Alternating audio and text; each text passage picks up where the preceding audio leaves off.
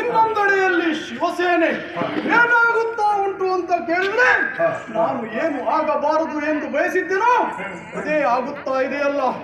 ವೀರಮಣಿಯ ಅಳಿಯನಾಗಿ ಈ ಜ್ಯೋತಿರ್ಮಯದ ಪುರದ ರಕ್ಷಣೆಯ ಹೊಣೆಯನ್ನ ಹೊತ್ತುಕೊಂಡು ಪುರದ ಜನರನ್ನ ಪಾಲಿಸುತ್ತಾ ಬಂದಿದ್ದೇನೆ. ಹೇಗಿತ್ತು ಇಂತಹ ಅನಾಹುತವೇ ನಡೆದು ಹೋಯಿತಲ್ಲ.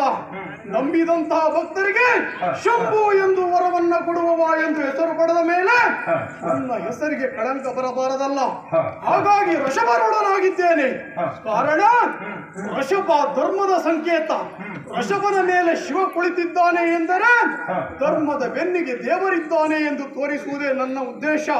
ನನ್ನ ಪರಮ ಭಕ್ತನು ಮಾವನೂ ಆಗಿರುವ ವೀರಮಣಿಯನ್ನ ಕೊಂದು ಕಳೆದಂತಹ ಶತ್ರುಘ್ನ ಹಾಗೂ ಆತನ ಬಲದವರಿಗೆ ತಕ್ಕ ಪಾಠವನ್ನೇ ಕಲಿಸಲೇಬೇಕು.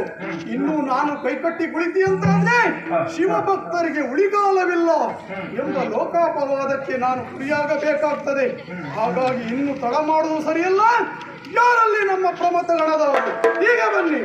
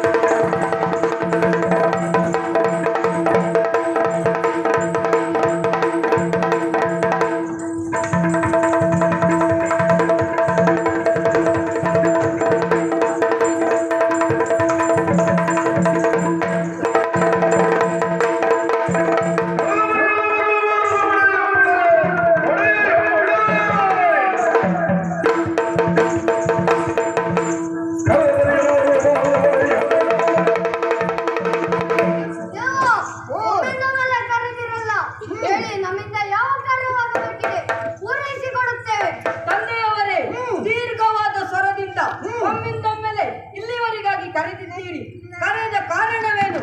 ಆ ಕಾರಣವನ್ನು ತಿಳಿಸಿದ್ದೇ ಹೋದಂತಾದ್ರೆ ಆ ಕಾರ್ಯವನ್ನು ಕ್ಷಣದಲ್ಲಿ ಮಾಡಿ ಮುಗಿಸ್ತೇವೆ.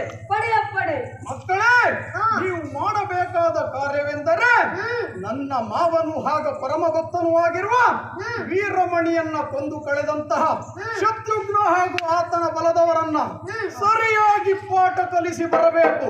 ನಿಮ್ಮಿಂದ ಈ ಕಾರ್ಯ ಸಾಧ್ಯವಾದೀತೆ ಮಕ್ಕಳೇ.